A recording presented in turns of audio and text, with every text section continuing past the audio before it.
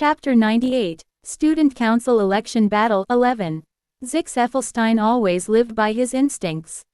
In the wild world where he could have died at any moment, it was not realistic or rational judgment, but primitive and instinctive intuition that had kept him alive. This was in stark contrast to Lortel, who had always lived within an orderly system, making rational decisions her whole life. That's why he often found himself at odds with her. He had lived through experiences that the flowers of the greenhouse could hardly imagine. Hiding and running from the predators of the prairies was almost a daily routine for him, feeling the threat of death every day was nothing special. Therefore, Zix didn't easily get scared or feel panic. But now, he couldn't help but swallow his dry saliva. An impending sense of crisis that he hadn't felt in a long time, fear that made his spine chill and breath quicken was creeping up on him. I'm going to catch a cold at this rate. Quote, Yenneker Feylover's figure speedily approaching through the rain. And the chilling silence of Lortel blocking the exit. Zix Effelstein had an accurate grasp of Ed Rothtailor's relationships with people. Consequently, he could quickly understand situations. He knew that Lortel was already half out of her mind due to the news of Ed's death. Though he felt uneasy for not knowing her malicious intentions, in a one-on-one fight, Zix would never be inferior to Lortel. However, Yenneker Feylover intervening was a variable that even Zix found chilling. After all, Ed Rothtailor must have saved a nation in his past life, for he was a man bizarrely blessed with women. Having many women following him was a testament to his abilities. In the wild world, it was not rare for a strong male to have several females. Whatever this meant in the civilized world, though, was a complex issue. Regardless, the current situation was an unfavorable variable. More than anything, Yenneker Feylover was among those devoted to Ed. With Lortel already consumed by cold fury, emotional Yenneker Feylover couldn't have been taking it well. At least in Zix's mind, there was no way Yenneker could stay silent after hearing of Ed's death. Thus, I've been looking for you, Tanya. Quote, at those words from Yenneker, he had no choice but to gulp down saliva. Zix looked at Tanya with a side eye without relaxing his grip on the hilt of his sword. Tanya, trembling, was already cornered against the wall. There was something bone-chillingly frightening about the cold fury in Lortel. At least Yenneker seemed somewhat collected, contrary to expectations. Nonetheless, Tanya appeared to be terror-stricken by something unpleasant in her memory, tears brimming in her eyes. Zix imagined how terrified he would be in Tanya's place. It would feel like walking a tightrope above a chasm. Considering taking Tanya's side in this situation seemed reckless, but despite that, Zix decided to trust his instincts. Having observed Ed and Tanya, he had a growing conviction that Tanya wasn't directly responsible for Ed's murder. Facing both Yenneker and Lortel was too much even for Zix. He was a master of duels. His skills, experience, and innate fighting instincts were almost unmatched at the academy. But even he had weaknesses. His almost prophetic ability to anticipate and reflexes, his battle sense, all became ineffective in the face of overwhelming firepower. If the opponent was a dual subject, using swordsmanship and magic, Zix wouldn't lose, but against Yenneker, who commanded legions of spirits with mass and firepower, the matchup was simply unfavorable. I have something to say about Ed. So, when Yenneker started the conversation, he reluctantly took the last resort he wanted to avoid. Quang! Zix's magic, quick as light, shattered a section of the corridor's wall. He didn't want to cause property damage, but in a situation as dire as this, he had no choice. Whoa! Yenneker and Lortel stumbled in the sudden gust of wind and dust.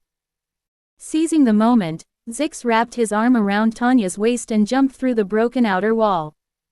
The rain had almost stopped. The remaining drizzle and the wind striking his entire body gave Tanya another surge of fear. Thud! Even wrapped in wind magic, the impact of the landing wasn't completely cushioned. After landing near the back door and steadying themselves, Zix put Tanya down. If they took the path behind Ophelius Hall and headed towards the west living area, they could find a place to hide. Zix straightened up and looked back at Ophelius Hall. He couldn't help but take a deep breath. A giant fire lizard clung to the outer wall, surrounded by numerous fluid spirits. There was also a wolf the size of a house peeking through the window, and it was easy to count the number of subordinate spirits in the hundreds. Controlling that many spirits at once was always an impressive sight. The spirits all looked like they were searching for someone. Undoubtedly, they were looking for Tanya Roththaler.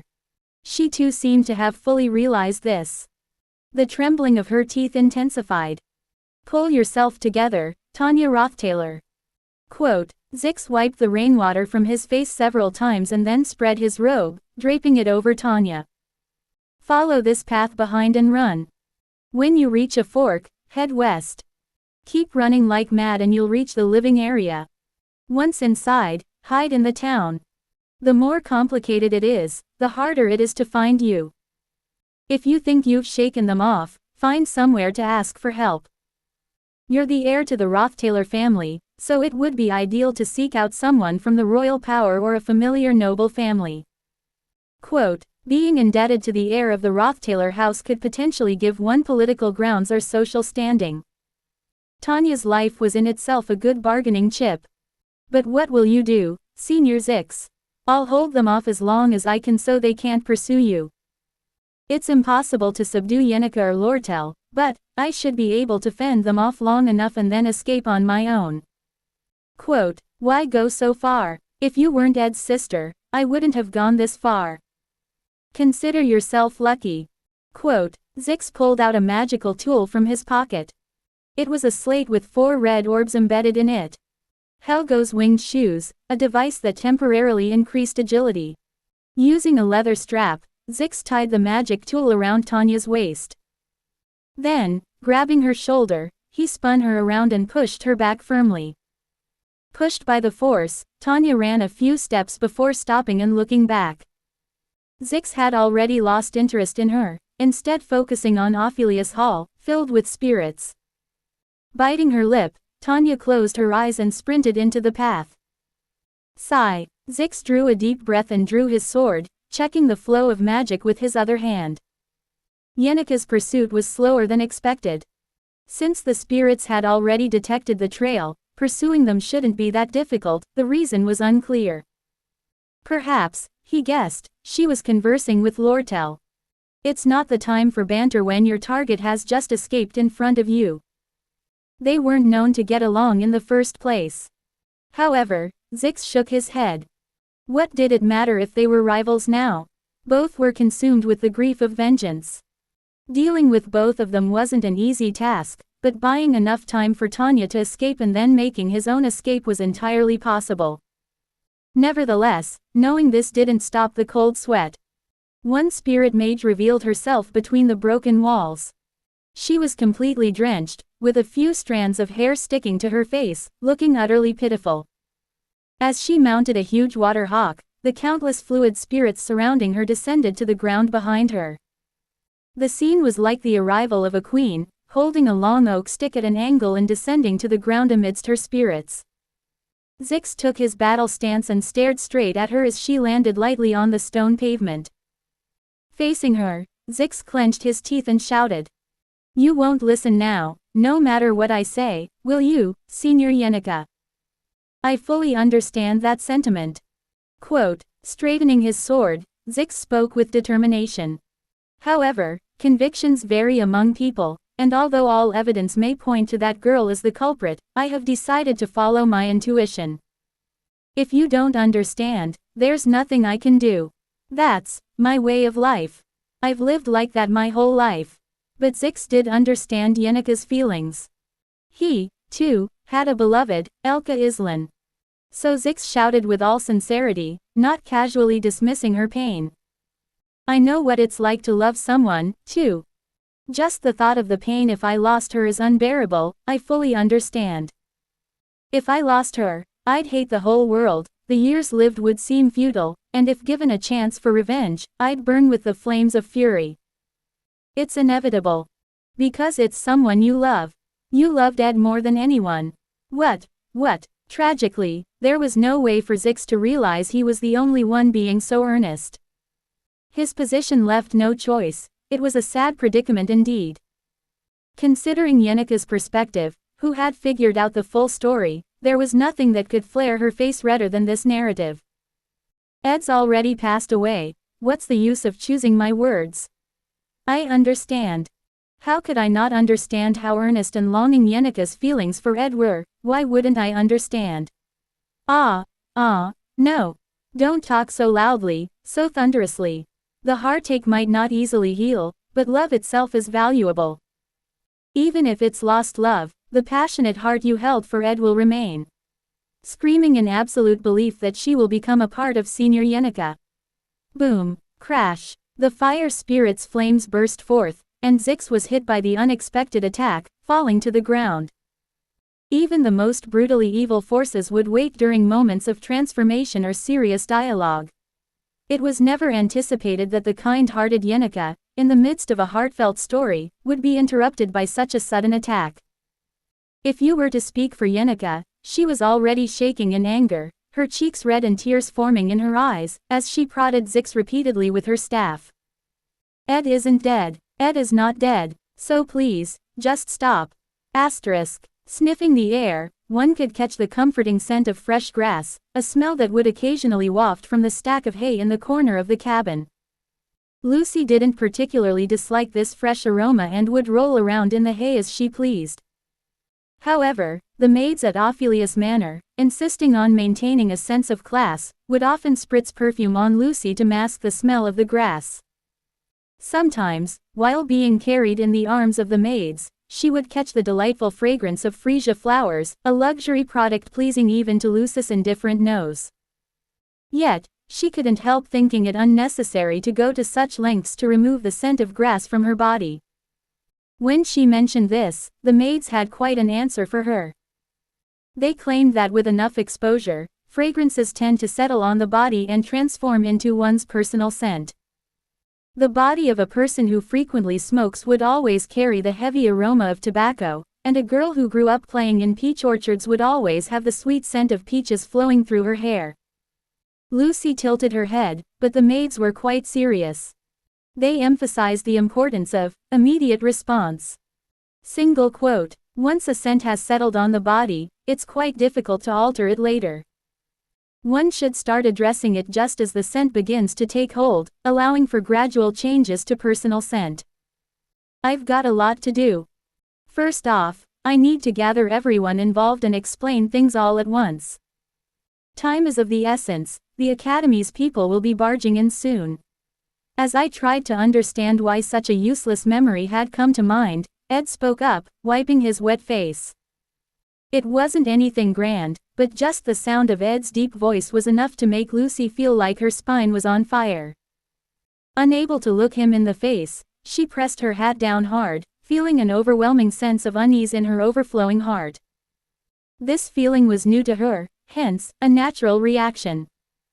There's a lot that's happened. I need to explain my situation, not too much, to avoid complications, but, I will let Clevius and Elvira know. Tanya is being sought out by Yenika. Yeah, let's first get out of this rain and head inside. Quote, finally managing to voice a question, Lucy asked tentatively. What did you say? So you weren't listening. Anyway, I've got my own reasons, so I'll explain and we'll go together. Let's gather and talk. And we need to agree on what we're going to say to deal with the aftermath. You're up against the disciplinary committee. And, Clevius and Elvira got hurt pretty badly too, so you should apologize. Quote, AP, apologize. Yes, apologize. They got injured trying to stop you. It looks like Elvira lost almost all of her equipment for magical engineering, and Clevius bled like a fountain. Quote, but, it's not like Lucy wasn't without a response. Half out of her mind, Lucy had tried to suppress those blocking her path as gently as possible. Certainly, to those she confronted, even this may have felt harsh due to Lucy's overwhelming magical power. Nonetheless, there was no intention to harm Elvira and Clevius to such an extent. Lucy might not have been too thoughtful, but Elvira brought all her magical engineering tools and set them off wildly, and Clevius even stabbed himself in the pursuit of sword blood magic. Lucy was merely responding to their attack, but that was merely Lucy's perspective. No matter what anyone says, the fact that you're responsible for their injuries doesn't change. I didn't mean to either, but there's some fault involved, so I'll explain what happened with you. Let's go together later. Quote, no matter how. Trying to object, Lucy found her voice receding. Sighing at the sight of Ed's face brought the realization. His reaction was not significant or unusual, it was all too common for Ed. But to Lucy, it felt like thunder striking her heart. She felt despised and treated as pitiable by Ed Rothtaylor, and his disappointment burned her. Suddenly, as such thoughts flashed through her mind, Lucy's back felt like it was aflame. Lucy Mayrill, who would brazenly lie down anywhere, breathing as softly as a feather, sleeping through the afternoon, was not supposed to care about others' opinions or judgments. But choked by just one expression from Ed, she blurted out her response in a rush. Okay, I'll apologize. Quote, oh, that's wise. Quote, despite being a girl with formidable magical powers that could penetrate mountains and whose spells made even the most senior professors marvel, it was mystifying how a few words from Ed Rothtaylor held such significance. If Lucy came to the conclusion that these lingering emotions indeed stemmed from love, the question of why she developed such feelings in the first place nested in her mind like coiling smoke. She would come to regret recalling the past, as it incapacitated her thinking with a heart pounding like a hammer. Lucy had spent quite a lot of time with Ed. Initially, she wasn't wholly aware of it since Ed's camp was simply a spot for her afternoon naps. To her, Ed Rothtaylor was like a handyman roaming around the camp, so there seemed to be no reason for emotional ties. However, reflecting on her behavior over the past year, sneaking into Ed's cabin as if it were her home, napping on the bed he slept in, clinging to him while reading, stretching out on his lap, swinging her feet while carried to the wooden shelter, sitting against each other feeling the campfire's warmth, watching the starry sky, or having meals together by the fire, if the relationship had been between old Mage Gluck and young Lucy, its meaning would change completely. An old teacher and his young student, a grandfather and his granddaughter, a caretaker and his ward. Any such comparison might make sense. But if she hadn't felt any aversion or distance from such daily interactions, then she had gravely erred. When this dynamic involved Ed, and when translated into a male-female relationship, blood rushed to Lucy's head. The heat rising in her seemed to strike her brain, but there was nothing she could do about it now. The future may be mutable, but the immutable past is the world's law. They say the essence of responding to an acquired scent lies in the timely intervention. But lax and insensible Lucy could never have had the presence of mind to respond in such a timely manner. Perhaps a scent becomes embedded without one's awareness, so much so that, regrettably, affections do as well. Lucy was already too far gone. Without knowing when the change in her sentiments began, Ed's distinctive earthy aroma had already wafted through her hair, collar, and hat. Regardless of her late realization of this emotional anomaly, it was now impossible to turn it around, having missed all golden opportunities for an immediate response, losing the most vital period of intervention. Then, the remaining approach lay in finding a way to control the inferno that had begun to blister her heart over time. Apparently, you don't look hurt, which makes sense. Anyway, we don't have time, let's go inside. Quote, distracted again, her breath hitched at the rush of emotions tumbling forward, the timing couldn't have been worse. No, it's, just as well. Yenika's had a hard time looking for Tanya. Now that we owe her, we'd better wrap things up quickly and offer some help. Quote, when the name Yenika Faylover was mentioned, Lucy's actions became incomprehensible even to her. Quote, quote. Ed, who had turned hastily to head towards Ophelius, found his sleeve fiercely gripped and pulled. Quote, quote. Even Lucy herself was taken aback by her own actions. Only then did the girl begin to realize her possessiveness. Do we have to go right now? An already difficult conversation. Heaving breaths, Tanya stumbled through the woods and tripped over a rock, taking a harsh fall. She tumbled in the mud and finally got herself together. If I keep going this way, I'll reach the dormitory. Tears welling up as she shook off the mud, Tanya stood up, took a deep breath, and moved her legs again. First, I must find help, somewhere connected to the Rothtaylor household. Survival was the immediate concern. The first place that came to her mind was the royal lodging. The Rothtaylor household has a deep connection to the royal family, having produced many prominent court officials, starting with household head Krebin Rothtaylor, a close confidant of Emperor Chloral. Perhaps the imperial family would help. Even though they wouldn't let the debt stand, right now there was nowhere better to turn to. First, I have to keep moving, can't rest. Surely, they are chasing me, I can't be caught, not really. It's sadly ironic, but nobody was actually chasing Tanya. And I have to clear the charges of murder against my brother. I must find out the truth. Heave. Yet tragically, she has already been cleared of the murder charge. I can't be caught no matter what. But cornered Tanya could not realize this. In the end, there was only one thing that could be said to help her. Just be strong, Tanya Rothtaylor. If you want to have more videos like this, then like and subscribe to my channel, and have a nice day or evening or night. I will see you soon.